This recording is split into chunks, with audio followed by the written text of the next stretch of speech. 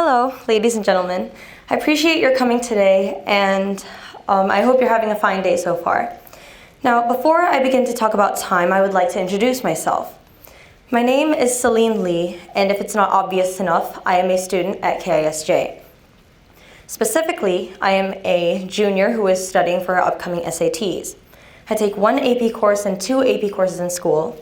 I am also part of the theater board as a head artistic subdirector who participates in a minimum of 2 and a maximum of 4.5 hours of rehearsals almost every day, even when I'm not required in certain scenes during the process of preparing for a show. I also participate as a choreographer when musical season comes around, an actress in both school and film club productions. I am one of the editors of the English section for the platform TEDxKISJeju, a female swimmer on the swim team, a firstborn child who is responsible for being a role model for a younger sister that just entered high school. I know, it's a handful, right? Now, many of you must be wondering, how on earth does she have enough time for all of this? Well, to be honest, I don't. There are often times when I have to stay up till 3 or 4 in the morning or not sleep at all trying to finish another assignment or study for a test the next day. Almost any junior or high school student, for that matter, would relate to this, but if there's one thing they can't seem to relate to, is how I act in school.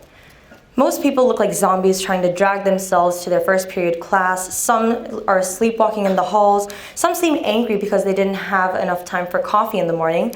And then there's me, skipping and jumping down the halls singing good morning to everyone I see. Now, as a result, one of the questions that I got the most was, Celine, where does your energy come from?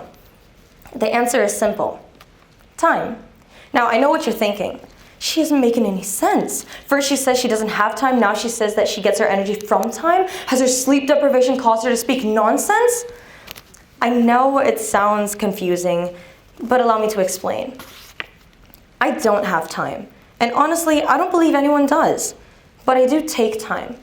Now, what that means is, being human, it's almost impossible for us to spend each and every second of the day effectively or according to plan. Can you imagine? So, for the next 45 seconds, I'll go through my to-do list. For 30 minutes, I'm going to complete studying for a quiz. Then for the next 10 seconds, I'll walk to the kitchen. For the next minute, I'll get a bowl of ramen to eat it for 20 minutes, rest for 5 minutes, then walk for 10 seconds back to my room, sit down, get my next book. That'll take about 15 seconds, and then I'll study for exactly 45 minutes. Nobody does that. No. Of course we're going to relax, take a 5-minute break while uploading social media, text our friends and tell them how much you need to study, and then realize it's 7:01 and say, oops, I better start studying at 8. We never seem to have enough time for whatever it is that we want to do. We always have so many things to do and only so many hours in a day. But a simple tip that I want to share with you all is how to take time. Be a thief and take time from the extra 23 minutes you spent resting. Take time from the unnecessary 10 minutes in the bathroom playing phone games on the toilet. Take time from anywhere throughout the day and use it later before going to bed or in the morning, and ask yourself these questions. What do I want, and how am I going to get it? For me, ideally, I would aim to take time 3 times per day. The first 2 occasions in which I like to take time is simple and easy to remember. Just think of brushing your teeth, once in the morning and once at night. When I wake up and get out of bed, I found it easier for me to start the day by planning what I had to do that day while I was brushing my teeth. It gave me a chance to go over the schedule for that day and remind myself of what I needed to accomplish. An example of that would be tests that I had to take that day, class material that I needed to bring, and if I had a meeting with a teacher, I would remind myself when and where that would happen. This allowed me to be more punctual and accomplish more throughout the day, and I was more prepared to face the challenges I've been overwrought about for days. In the evening, I would like to reflect on how my day went. I would think of the things that went wrong first, and then I would think of what went well. At first, it was easy for me to think of the bad things, like saying the wrong things, telling the wrong jokes, spilling food all over my clothes, and many more mistakes that other people may or may not have noticed. But it took me a significantly longer amount of time to think of the good things that happened. So much so that it made me question my own positive personality. So every night I decided to think of 5 good things that happened that day, and I was determined to make it easier for myself to think of 5 things the next night. This practice let me focus more on the positive side of my day, and as a result brought out my energy that other people often admire. The last occasion that I like to take time is a bit special. but it's whenever something that evokes an extreme emotion happens, whether it's good or bad.